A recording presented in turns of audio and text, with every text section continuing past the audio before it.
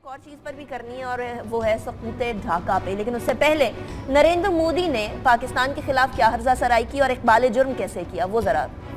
मुलाहिजा करें। तो वो लोग थे, वो एक एक मुक्ति योद्धा, आज यहाँ मुक्ति योद्धा यहाँ बैठे हैं, मैं उनको नमन करता हूं। और उनके साथ कंधे से कंधा मिला करके हिंदुस्तान की फौज ने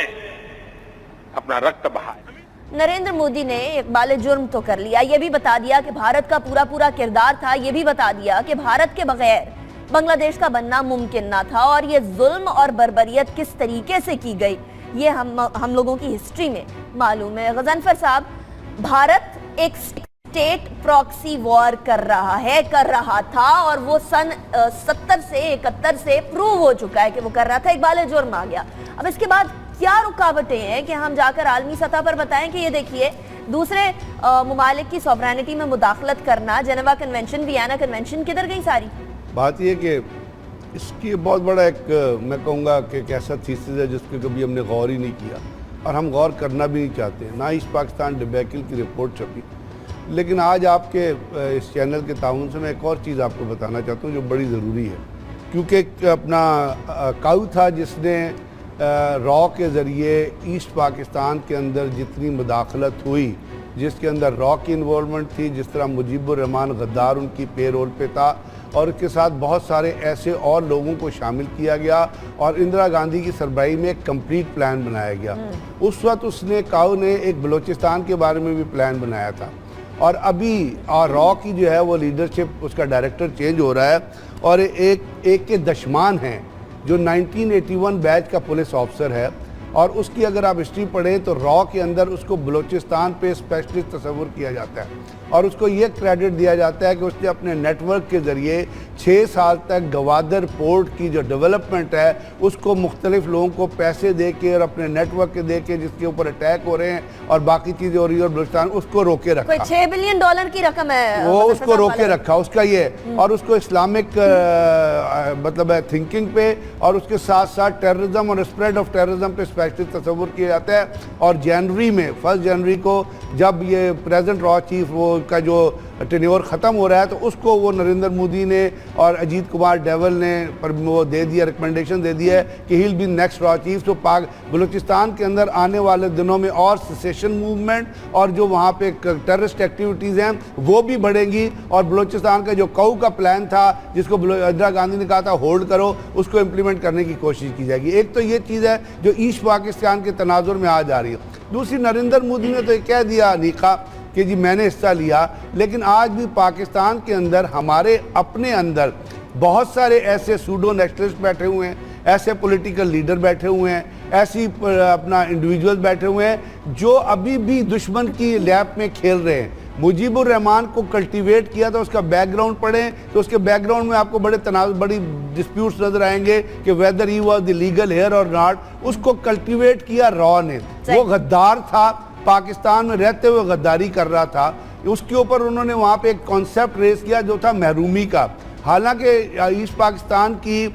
जब वजूद में आया उसके बाद वहाँ पे क्या हुआ, कर्नाफुली पेपर मिल लगी, वहाँ पे ऑर्डिनेंस फैक्ट्री बनी, बहुत सारे डेवलपमेंट के काम। हाँ, वहाँ के अर्बन एरियाज तक, रूरल एरियाज तक आप नहीं गए, जो आहिस्ता आहिस्ता आपने जाना था क्योंकि कितना टाइम ही कितना हुआ था। लेकिन इसको एक्सप्लॉइट किया इंडिया ने, अपना वहाँ पे उन्होंने इकोनॉमिक होल्ड कायम किया, एक कॉन्सेप्ट, और यही चीज़ वो अभी कर रहे हैं बलूचिस्तान के और सिंध के हवाले से, यानी वो कंटिन्यूटी चली आई। हमारे यहाँ दुख की बात, सबसे बड़ी दुख की बात यह है कि हमारे कुछ ऐसे इंटेलेक्चुअल्स हैं, कुछ ऐसी एनजीओज हैं, कुछ ऐसे लोग हैं जो पाकिस्तान के खिलाफ बात करना और मजहब के खिलाफ बात करना जो है, पाकिस्तानियत के खिलाफ बात करना एक क्रेडिट तस्वुर है। तो आप ये याद रखिए, आज ईस्ट पाकिस्तान की सजेशन वाले दिन जब तक इन लोगों को जो टेलीविजन पे आके आपको एंटी पाकिस्तान लेक्चर देते हैं, कुछ यहाँ से औरतें हैं जो एनजीओ की हैं, जो इंडिया जाती हैं, बाल ठाकरे की गोद में बैठती हैं, वहाँ मंदिरों में वो जलाती हैं, वो यहाँ पे पाकिस्तान की यूथ को खराब कर रही हैं। तो जब तक इस किस्म के गद्दारों से जो दुनिया दुश्मन के पैसे पे खेल रहे हैं और आज भी खेल रहे हैं, जाके यहाँ पे पॉलिटिकल लीडरशिप है, सुषमा स्वराज के इतने लंबे लंबे वो लोग हैं, उसके पाँव में घुस रहे होते हैं। यहाँ वही बात आ गई कि घर का बेटी लंका ढाता है, उसके अलावा कुछ नहीं हो सकता। बाहर का कोई शख्स जब तक अंदर कुछ ना हो तब तक कुछ बिगाड़ नहीं सकता। लेकिन खावर साहब, आज 45 साल बीत गए और इन 45 सालों के बाद हमारी तो दुआ ये है कि बांग्लादेश आगे बढ़े और पीसफुली आगे बढ़े। लेकिन वहां अभी भी एक माइंडसेट है जो कि भारत ने इंस्टिल किया हुआ है, आज भी उसको हवा दे रहा है कि किसी ना किसी तरीके से पाकिस्तान के अगेंस्ट रखा जाए। अनिका, वैसे किसी भी मुल्क के अंदर इतना बड़ा सानहा हो जाए तो उसको बारहा उसका रिव्यू करना चाहिए, उसको देखना चाहिए वो कौन से अवामल थे, वो कौन सी वजूहात थी जिसकी वजह से वो लोग जहाँ पे 1906 के अंदर मुस्लिम लीग बनती है और बेसिकली पाकिस्तान मूवमेंट देखें तो बंगाली ने उसको लीड किया और एवेंचुअली पाकिस्तान बना। तो क्या वो कौन सी वो ग्राउंड तैयार हुई जिसको इंडिया ने इस्तेमाल किया, उसके बाद फिर सारे जो मामलात हुए उसको बार बार पढ़ने की ज़रूरत है, उसके रिवीजन करने की ज़रूरत है और उसको फिर वहाँ से कोई सबक सीखने की आज के दौर में इसलिए भी बहुत ज़्यादा ज़रूरत है कि इंडिया, जिस तरह ब्रिगेड साहब ने कहा कि वो अब तो बिल्कुल कह रहा है, वाशगाफ अल्फाज में कह रहा है कि हम बलूचिस्तान में ये करने जा रहे हैं। अगेन ये जो सती सी चीज़ें हैं कि जी अब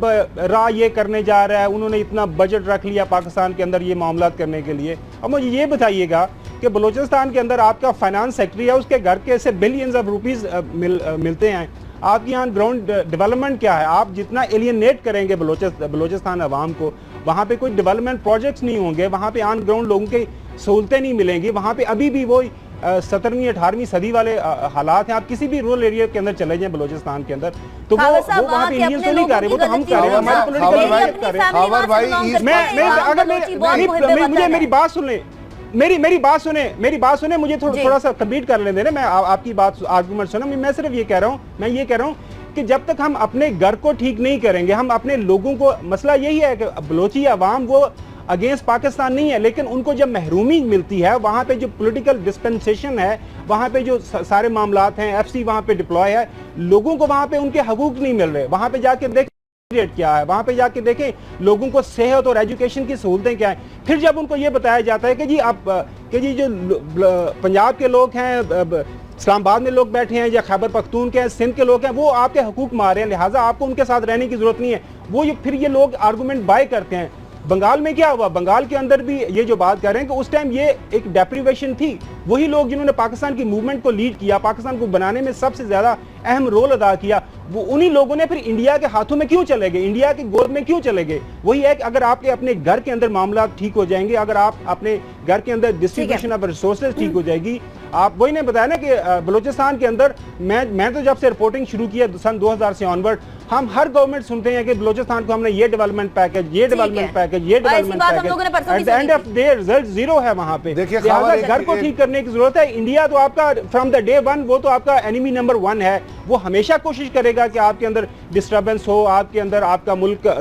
2 टुकड़े हो, 3 टुकड़े, अभी तो उन्होंने कह दिया हम 12 टुकड़े कर देंगे, वो कोशिश करता रहेगा। मसला ये है कि हमने उनको ये करने नहीं देना, उसकी वो कैसे नहीं करने देना, ये चीज सोचने की जरूरत है। जी हाँ, खबर एक चीज याद रखिएगा, बलूचिस्तान में आपने देखा होगा, पढ़ा होगा, मेरी बलूचिस्तान में बहुत सर्विस है, कोई 11-12 साल सर्विस है, सिर्फ बलूचिस्तान के, न सिर्फ अर्बन एरियाज में बल्कि रूरल एरियाज में। आप बलूचिस्तान का कभी बजट उठा के देख लीजिए और उसमें अनयूटिलाइज बजट निकाल लीजिए, तो ये जो महरूमियाँ होती है ना, जिसको प्रोजेक्ट किया जाता है, ये ग्राउंड रियलिटी पे उस तरह नहीं होती। असल में बात यह है कि रवांडा है, नाइजीरिया है, दुनिया में बहुत बड़े बड़े मुल्क हैं जहाँ महरूमियाँ क्या वो टूट गए।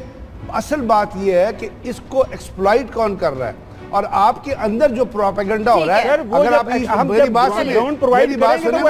ना, ईस्ट ये नहीं है ना, ईस्ट पाकिस्तान के अंदर जो प्रोपेगेंडा हुआ वो ऑर्गेनाइज था। हम जरूरत किस अमर की है, हमारी जरूरत अमर की है कि एक तो नेशनलिज्म डेवलप करे अपने अंदर, और ये लोग जो आपको एक्सप्लॉइट कर रहे होते हैं, जो एक एंटी पाकिस्तान प्रोपेगेंडा दे रहे होते हैं, उनको कंट्रोल करें। महरूमियां तो आपके घरों में भी होती है, तो आप घर तोड़ देंगे क्या? वो ईस्ट पाकिस्तान की एक्सप्लॉइट की वो जेन्युइन बात है। यहाँ अब हम लोगों को इत्तेहाद की जरूरत है, ये भी जेन्युइन बात है, और इसके लिए सबको कोशिश करनी है, ये भी जेन्युइन बात है। जो निकाल के देख लेना किस किस के डॉलर अकाउंट, पाउंड अकाउंट है। लेकिन खबर तो ये भी है कि तारिक साहब के बारे में हम लोगों ने अपने शो में डिस्कस किया था कि वहां जाके डोनाल्ड ट्रंप वापस आ रहे हैं, वो ओहदेदार से मुलाकात करने की कोशिश कर सकेंगे, लेकिन कुछ नहीं हो पाया, कोई चीज आगे नहीं बढ़ पाई, ये खबर है। लेकिन तब तक कैसे कोई चीज आगे बढ़ेगी जब तक हमारे वहां के डिप्लोमेट्स बैठकर अपनी नेशनैलिटीज के बारे में सोचते रहेंगे, बाकी लोगों के बारे में नहीं सोचेंगे, मुल्क के मफाद के बारे में नहीं सोचेंगे, डिप्लोमेटिक टाइज के बारे में नहीं सोचेंगे। अगली जो लाइफलाइन कंज्यूमर्स हैं उनको सब्सिडी दे रहे हैं, उन पे किसी तरह का बोझ नहीं डाले। ये मैं और आप नहीं कह रही, ये वर्ल्ड बैंक की रिपोर्ट है, वो कह रहे हैं कि ये जो सब्सिडी है ये 40% जो है वो लोग जो रिचेस्ट हैं, जो ज्यादा अमीर हैं, वो इससे ज्यादा फायदा उठा रहे हैं, बजाय इसके कि जो गरीब लोगों को ये फायदा जाए। ये रिपोर्ट कल छपी हुई है, ये कोई भी बंदा इसको पढ़ सकता है। अब ये इससे बड़ी इंडाइटमेंट इस गवर्नमेंट की क्या हो सकती है कि जो आप भाषण हमें सुनाते फिरते हैं, लोगों को ये आर्गूमेंट देते रहते हैं कि जी देखें हमने ये बिजली का बोझ सिर्फ अमीरों पे डाल रहे हैं, आप पे गरीबों पे नहीं डाल रहे। वो इस रिपोर्ट में लिखा हुआ है कि जी अब हो ये रहा है कि क्योंकि वो इनडायरेक्टली वो सारे ज्यादा जो फायदा हो रहा है वो अमीरों को हो रहा है, और गरीब चूंकि आप गरीब क्या करता है, गरीब आप उस स्लैब से आप देखें ना, जो बिलिंग हमने पिछले दिनों में हाईलाइट किया था, उस स्लैब से आपकी 2-4 यूनिट आप ऊपर चला जाता है और वो फिर आपके नेक्स्ट स्लैब के बिलिंग जो ज्यादा बिलिंग हो जाती है वो पड़ रही है। लिहाजा आपकी जो एक पिछले दिनों हमने स्टोरी भी की थी, हमारी गुर्बत क्यों बढ़ रही है कि हमारा जब ज्यादा से ज्यादा एक आम लोगों की जो कमाई है, आधी से ज्यादा जो लोग हैं वो 3000 महीना कमा रहे हैं, तो उसको क्या करेगा, उसका 1500-2000 बिल आ जाएगा, तो उसको खाने को क्या बचेगा।